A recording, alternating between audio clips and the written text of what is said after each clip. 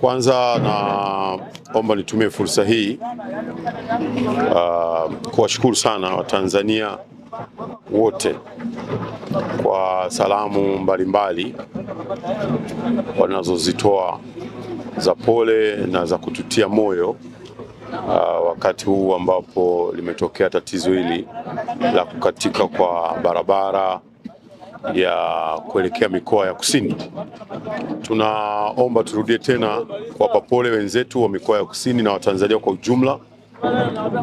Na wapokee salamu za Mheshimiwa Rais Dr. Samia Suluhu Hassan za pole kutoka kwake binafsi, na amenipa maelekezo ya kwamba mimi na wenzangu wote hakuna kulala, ni kuhakikisha kwamba mpaka Watanzania suluhu ya jambo hili ipatikane.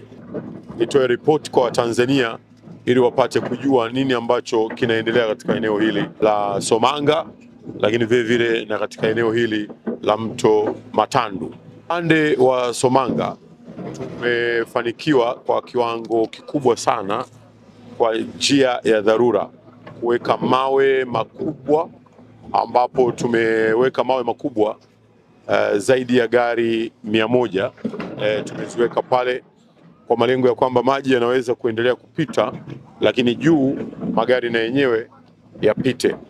Na kwa maana hiyo jumla ya gari 230 gari ndogo zimefanikiwa kupita.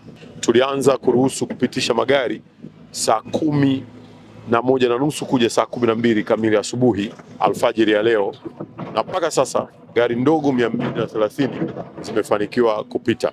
Lakini pia vile vile tumefanikiwa kupitisha magari kwa maana ya mabasi ya abiria takriban 10 yamefanikiwa kupita, na hii inatoa idadi ya jumla yanayokwenda kusini na magari yanayoelekea Dar es Salaam. Kwa hivyo magari 10 kwa maana mabasi yamefanikiwa kupita pia vile vile. Lakini tumepitisha na malori ambayo yamebeba bidhaa mbalimbali, na hapa naomba niseme kwamba katika haya malori tulizuia zile semi trailers, lakini malori mengine fuso na mengine yaliyobeba vyakula, yaliyobeba bidhaa mbalimbali, tuliruhusu malori takriban 30, yakiwa ni pamoja na malori yanayofanya kazi ya kurescue. Kwa hivyo niwahakikishie Watanzania ni kwamba tuko kazini.